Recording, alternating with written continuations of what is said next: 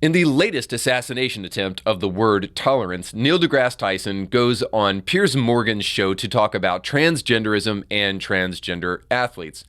And let's just say it's a tour de force in how even the smartest among us can be held captive to an ideology. We'll talk about that and more today on Indie Thinker.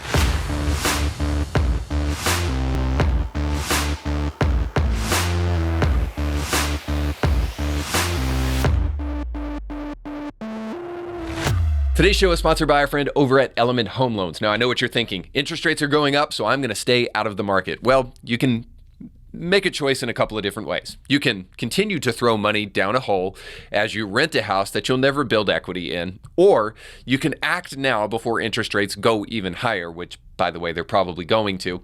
And before November rolls around, where who knows what's going to happen when all of that's said and done, you can make a smart move now to secure your family's future by going to get pre-approved totally for free over at KevinBlairTeam.com. The friends over at Kevin Blair Team will not only help you get all of your work up front, they won't try to lure you in with any gimmicks or any false interest rates to try to make you think that you can afford something that you really can't. They'll give you all the information you need, and you need to act now because, like I said, interest rates are going up and they can lock you into a rate right now before that happens. So go over to KevinBlairTeam.com today, and when you do, let them know that Indie Thinker sent you. Welcome to the show. Don't forget to like, share, and subscribe. Now, I don't know if you're like me, but when Facebook first came out, I felt it necessary to try to make people happy and join their groups. And so I am part of multiple groups on Facebook, one of which is for pastors. Now, you may be thinking to yourself, what kind of boring antics go on over there on that group? I can assure you it's a mile a minute, folks. But there was an interesting question posted on that forum the other day, and it went viral. Just kidding, it didn't, but I still wanted to use it for the show just because I think it's an interesting question. And a pastor asked this: emotional support animals in church, does anyone allow this? Now, I don't know who asked the question, but to be honest with you, it doesn't matter. Putting that aside, the question is a little misguided. It's about as misguided as the question, should your church be welcoming and affirming of people in the LGBTQIA community? By the way, the answer is yes and no. If your church is doing the best it can to preach the Bible in such a way as to allow your visitors to know where you stand on these issues, then you're probably not going to have to worry about it very much. But at least you'll be doing your level best to love the sinner and hate the sin.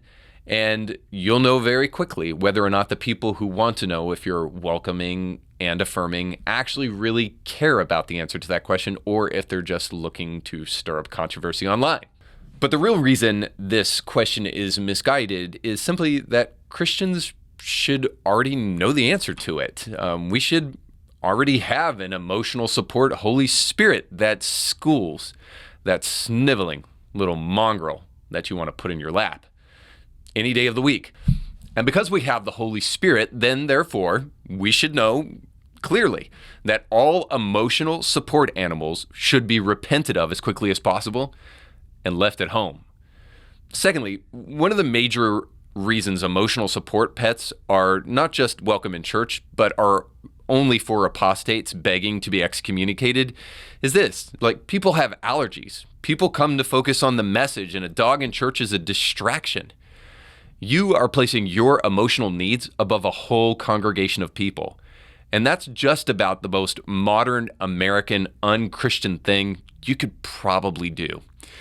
So third, the reason emotional support animals in church are not a good thing: if you have an emotional support pet, you don't understand pets. They are not meant for emotional support. Pets have one purpose.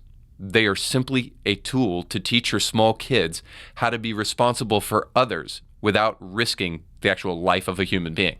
In other words, dogs are meant to stay at home, keep them there so you and others can focus on God. By the way, another thing, this is a side rant from the rant, fur babies, and people that say that, I sympathize with you if you've never been able to have kids, but animals are no replacement. But let's see past the random rare case of people who were not able to have kids, so they have pets. And let's just be honest for a moment. The people who use the term fur babies are sad, sad people who are just flat antisocial and don't get along great with others. They've given up on relationships and rather moved to a lower life form to fill the void, which actually comes back to the major point, the final point. Emotional support pet owners, not to overstate the matter, are relationally challenged, let's just say. People who need emotional support pets are the kind of people that have a fundamental misunderstanding of human nature. They think relationships are supposed to be easy, but relationships are actually hard because people are a mess. And when they get hard, you're supposed to change or confront the other person in the relationship so they can. But rather than do that, emotional pet owners retreat to dogs because they are easy to be in a relationship with. Pets are essentially your slaves. They eat when you say, they go where you tell them to go, and they rarely fight back. And when you get emotional, they sit there without contradiction while you cry into their fur, thinking that you're thinking the whole time that your dog is the only one who gets you while no one else can. And the dog the whole time stares blankly at you in confusion, only thinking, when can I eat? I need a leg to hump. And when will this person be quiet so that I can take a nap? All of this is because dogs are dogs and not meant to provide real emotional support. They can't. They're incapable of it. You're trying to force your pet to replace a spouse, a good friend, or even your pastor. Heck, I'll even take psychologists, even though I think they're mostly pointless, except Jordan Peterson. The point is, emotional support pet owners do not only misunderstand dogs, they misunderstand themselves and other humans. But don't get your feelings hurt. If you're still watching this and you are a emotional support pet owner, you're not alone. The further our culture shifts from logic and reason and the Christian teaching of fallen human nature, the more we confuse human nature.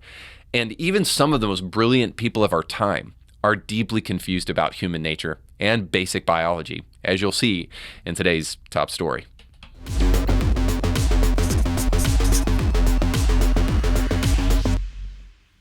Piers Morgan's new show has boasted guests like Donald Trump, Jordan Peterson most recently, which was a great interview, and then people like Andrew Tate, and most recently Neil deGrasse Tyson. And on his show, DeGrasse Tyson comes on to talk about the gender binary and biological science. But of course, Neil deGrasse Tyson doesn't take the usual line, as you might suspect, because gee willikers, that guy's just a dandy. I mean, hilarity ensues every time Neil deGrasse Tyson shows up on a TV show. No, in all seriousness, actually, he comes up with the most buffoonish attempt to try to justify modern gender theory and put some type of intellectual twist on it to make us believe that there actually is one. I was floored when I saw this, so I thought it was really interesting for you guys to see it yourself, because I think it serves as a great example for how even the most intellectually elite among us, the most intellectually astute, and Neil deGrasse Tyson, certainly in his field, is in that category, can be deceived, or at least willingly deceived for a purpose. We'll talk about what that purpose is towards the end of the show. But I just want to mention, kind of anecdotally, I suppose, that I kind of have the same problem with Neil deGrasse Tyson here, as you'll see in a moment, as I do with the New Atheist. Neil deGrasse Tyson in his field is absolutely brilliant. The moment he steps outside of his lane, he starts to become very buffoonish. And this is true of all of us, right? I find myself sometimes understanding that this is true of me. I am most comfortable in the lane of theology, and I'm most comfortable in the lane of Christian ethics and values and that kind of stuff. And when I venture outside of that, I don't do real well. People often ask me in the comments section, oh, I was loving everything you were saying until you got into that foolish old Bible. Now, the reason I think that's so important is that one of the things I'm fighting for on this channel is for independent thought, which means just because somebody starts talking about the Bible doesn't mean you take your brain and throw it in the garbage can anymore. That when somebody says that they believe the Bible and they don't know why, they take their brains and throw them out in the garbage can. All I'm saying is this, is the New Atheists were infamous for this very thing, that they would speak great, intellectual, important ideas in their field, but the moment they got into philosophy and religion, they would sound like fools. This is people like Richard Dawkins, and this is people like Sam Harris. And the same thing is true of Neil deGrasse Tyson here. The dude needs to stay around the stars and outer space and stay as far away as he possibly can from gender theory and modern understanding of sexuality from a leftist perspective, because he just clowns himself in the process of doing so. And you'll see that here on this interview with Piers Morgan. Where people are emboldened to say, you know, today I feel part female and part male. All right? So today, in fact, I will be neutral to you. I will be androgynous. But you know something? If you're trained in this, you got to be A or B, you got to be a boy, you got to be a girl, you know what you're doing? You're taking your inability of your human mind. By the way, this is true for all human minds, because we got to categorize. We always have to categorize, all right? It makes it easier to think about it, but in the end, it's just lazy, all right? So you say, boy or girl, are you a boy or a girl? And then someone is androgynous, and it makes you feel uncomfortable. Is this very intelligent man insane? Categories exist because they exist. I've heard this nonsense enough to be sick. Binary thinking is lazy, and it's not either or, it's both and. No, it's not, bro. 2 + 2 is 4, period. Dogs are not cats. Men cannot get pregnant. This is so ridiculous to just merely say, oh, binary thinking. Some things are binary. That's just the way of the world. There wouldn't even be such a thing as binary code if there wasn't such a thing as binary code. Nonetheless, binary thinking exists because very often in life we find that there are two options and not a third, because there cannot be, rationally speaking. So in other words, when I cross the street in the middle of traffic and a car is coming, it's either me that's going to get hit or me that's going to step out of the way and avoid a car. There is no in-between option here. There is no flying cars that are going to go around us. This is when when I start searching for analogies, it makes me look foolish to simply try to explain something that is so blatantly obvious. Outside of the very real issue of gender dysphoria, which is a mental disorder, transgenderism only exists because of a whim and not because people just don't want to be inconvenienced. It exists because people decide one day that they want to be something that they're not. And we're just supposed to lean into these poor, unfortunate victims of a society that's built upon spiritual bankruptcy and secular humanism. We just accept what they say just because they say it. It's surely a sign of something when the smartest among us are taken captive by these kind of emotional arguments. But it doesn't stop Neil deGrasse Tyson from absolutely espousing the idiocracy of gender theory. Here's him doing that. If we allow gender to appear on a spectrum, gender expression to appear on a spectrum, as is apparently the case in the real world where people have the freedom to do so, then for you to put your limited capacity to think on a spectrum in a law that inhibits the freedom of others, that's not a free country. All right, so Neil, let me help you with this one. I am not an astrophysicist, but I think I got this. Male gender is on a spectrum, right? Because we have different kinds of men. We have more men that like things that are more characterized as more masculine and men that like things that are characterized as more feminine. So we've got the guys that want to go out and chop wood and drink whiskey.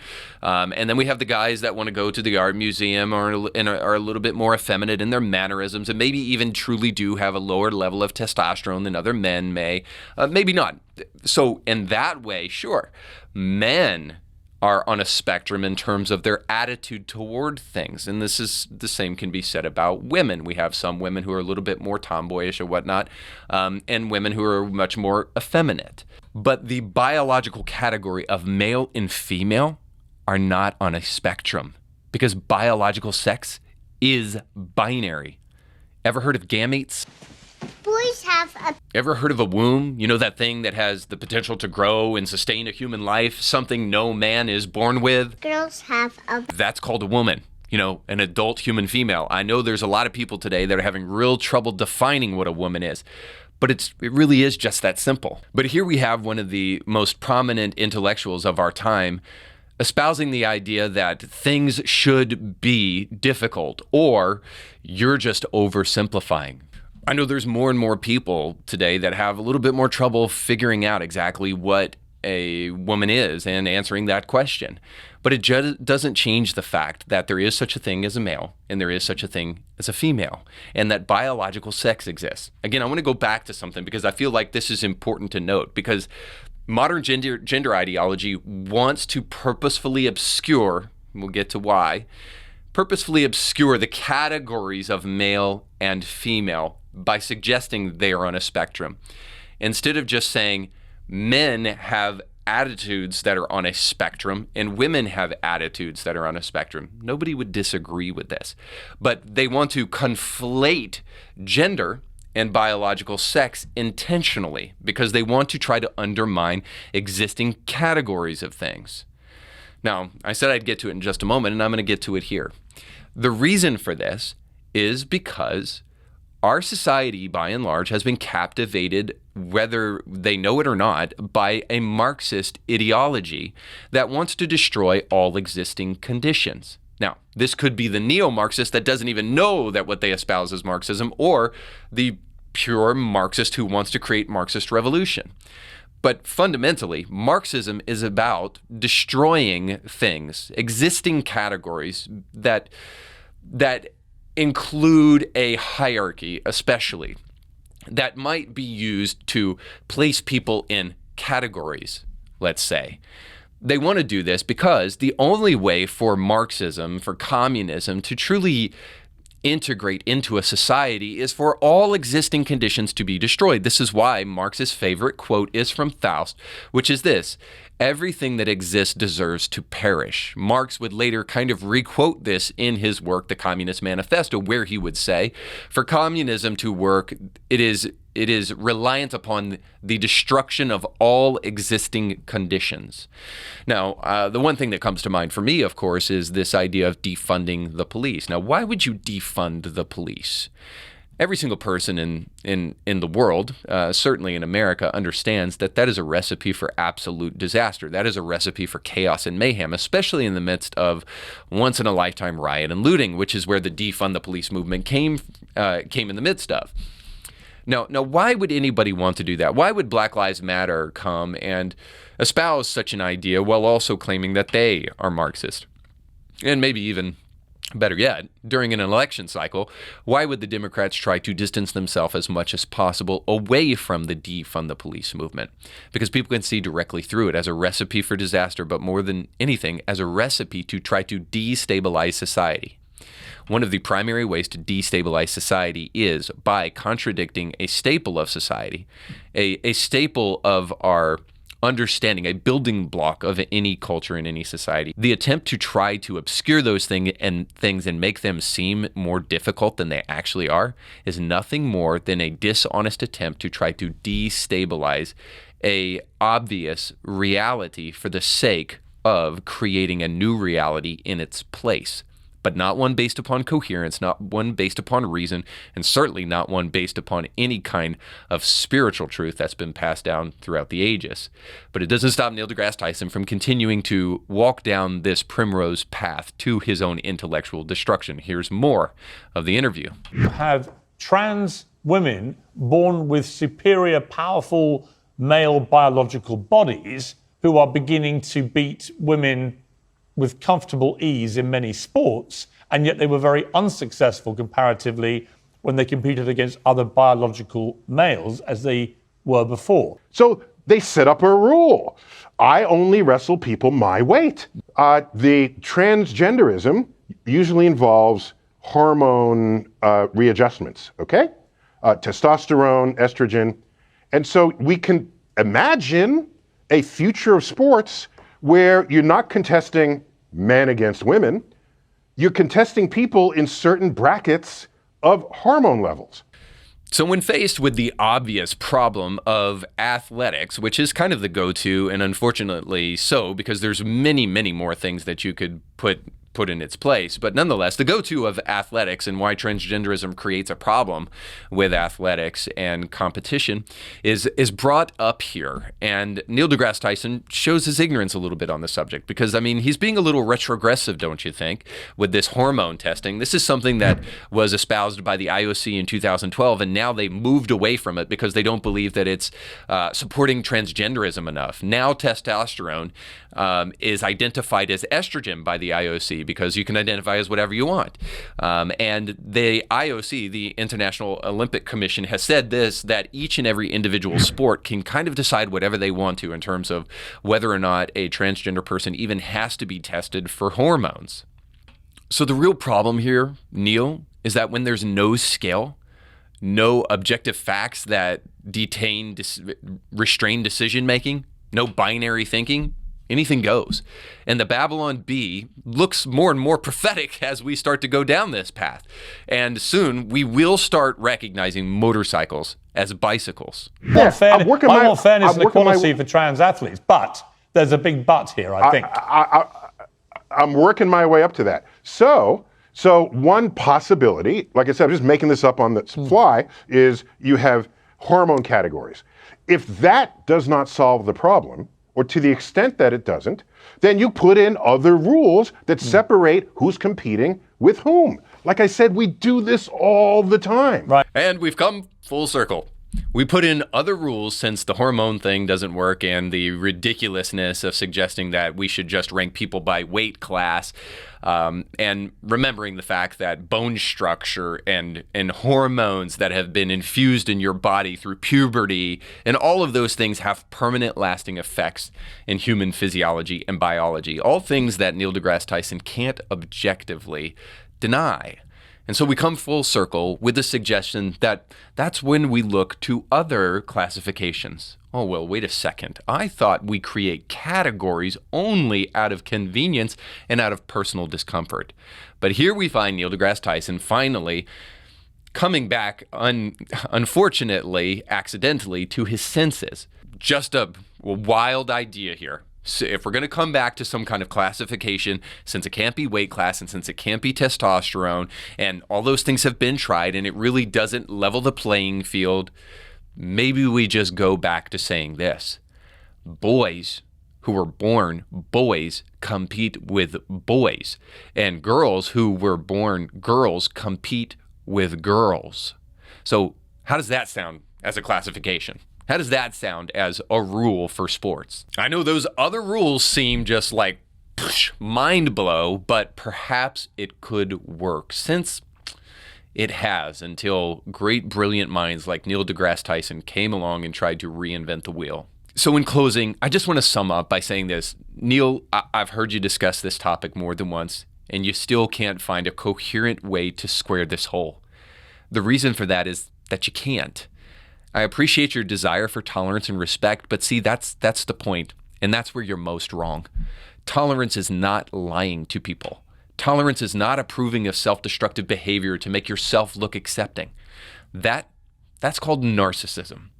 You're willing to sit back and affirm and celebrate the full-body plastic surgery for cosmetic purposes of minors and adults, and the use of experimental drugs in the same that cause bone density issues, heart issues, premature balding, and even potential blindness, all so that people will like you. See the problem with that? Nothing is loving about that at all. Proverbs 17:19 says this, that the one who builds a high threshold invites broken bones. In other words, putting on a whole bunch of weight to say you're tough will lead to a broken body. And no, I'm not talking about Lizzo. I'm actually talking about the mentality of those who wish to cut off their nose to spite their face and call that tolerance. I'm referring to progressives who believe morality is relative and truth is subjective. I'm talking about people like progressive Christians who get out there and want to deconstruct everything without understanding anything, and then they wonder why the roof just collapsed on top of them. I'm talking about elitists who wish to soar to the sun like Icarus and be applauded all the way and then wonder why they got burnt. I'm talking about you, Neil, and people like you who espouse illegitimate tolerance that is not combined with truth. And for that, we have no use. All right, guys, thanks so much for watching. Don't forget to like, share, and subscribe, and go with God.